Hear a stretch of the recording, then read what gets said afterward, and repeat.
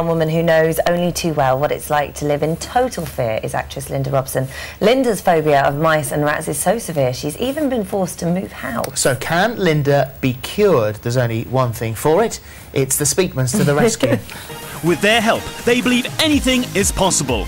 Through the power of their words, they've helped tabloid favourite Kerry Katona and Corrie star Kim Marsh.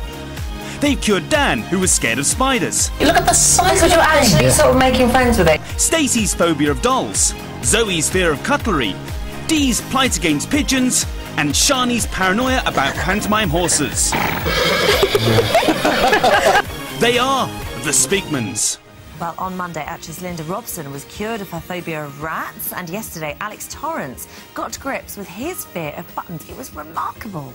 Yes, now, if you were watching yesterday, you'll remember Lisa Wainwright. Now, she had a fear of dogs, and even though she did manage to stroke 2 of the dogs that were in the studio, she couldn't bring herself to face her biggest fear, and that was the Rottweiler. But, yes, when the programme finished, Nik and Eva gave Lisa a little more help, and look at this, yeah, that is her stroking the doggy she had been so frightened of all her life.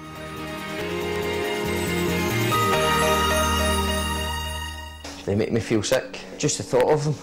This phobia is really affecting my life. My phobia is shut buttons. I think it's silly, but obviously it really affects me, but I know it's silly. But silly as it might seem, Alex's phobia is so extreme that he can only hold down a job where he is allowed to dress casually. It holds him back so much, so even down to where we live, how we live, everything is down to this phobia.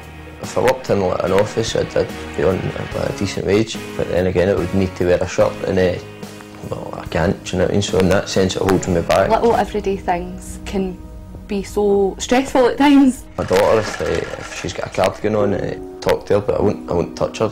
Teddy. It would be awesome if it could get fixed, and it would just mean the world to me, do you know what I mean?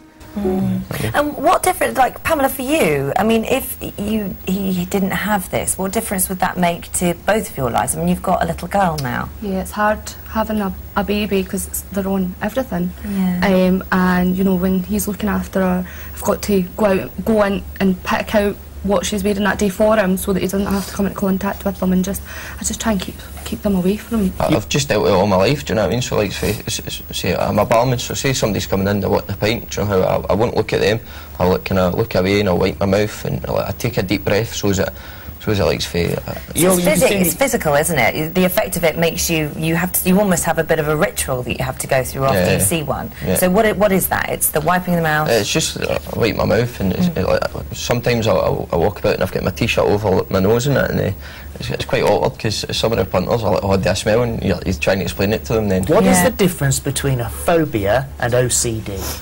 Well, actually, these two are linked in that he's got a phobia to buttons, but then as a consequence of the phobia, he's created an OCD. He's got the mouth wiping thing. Do you wash your hands? Because it's common with buttons for people to wash their hands. If you touch buttons, you've got compulsive hand washing, and then also you have the feeling of contamination, don't you, once you've touched the button? It is reasonably common. In fact, Steve Jobs had the same condition. Really? Yeah.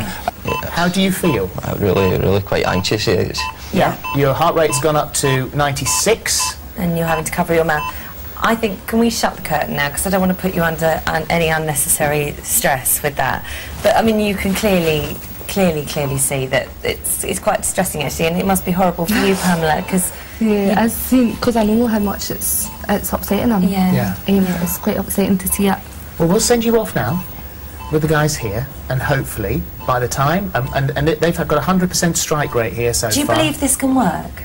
I hope it can work. I don't see how it can work, but I hope it can work. This has been a tough one, hasn't it? It's been very difficult. Yeah, it has. It's been a hard one. It's not only is it a phobia, there's been OCD involved and massive habitual behaviour as well. So we literally used every minute that we had. And normally, if this wasn't on the telly, this is something you'd work on for a little while, wouldn't you? Not just it. 4 hours. 4 hours usually. Yeah. Which, in the grand scheme of things, is still a pretty short amount of time. Oh yeah. Let's not take it away. I mean, he's had it for over 20 years, so yeah. How do you feel this has gone today? How are you feeling? Absolutely brilliant. Yeah? Absolute geniuses. I've had touching them and everything. Earlier, this was you seeing it, and obviously visible discomfort there, seeing the buttons on the shirt. You're touching your mouth, you're doing all the rituals that you said about earlier. You've had your hand in that jar. Yeah, honestly. Did you ever think that was possible? No. Usually if he's got a cardigan on or whatever. This is your daughter. She's got a little cardigan on. You can't pick her up. Yeah, usually I need to kind of brace myself to go and pick her up, but if she's crying a lot. But so if I was to give you this jar of buttons and put this on your lap, you're okay with that? Yeah, if you want, yeah. Okay. So I'm just going to give that to you, and you'll be all right to. You could pick one up. Yeah. Oh my goodness! I bet putting your hand Pamela, you can't believe it, can you? Have a rummage. What have you done? It's amazing, isn't it? It is like magic in a strange way. I mean, you work miracles. Holly, I feel really emotional on this one. I do, really emotional, because, you know, it's so amazing how he's adapted his life and how it's ruined his life, and it made him a nervous wreck. You know, he was just so anxious, and I'm just so thrilled that you came on, and I'm just so privileged to have been able to help you, actually. Well done, both of you. I'd like to say thank you to both of you as well. Thank you so much. It's incredible. Well done.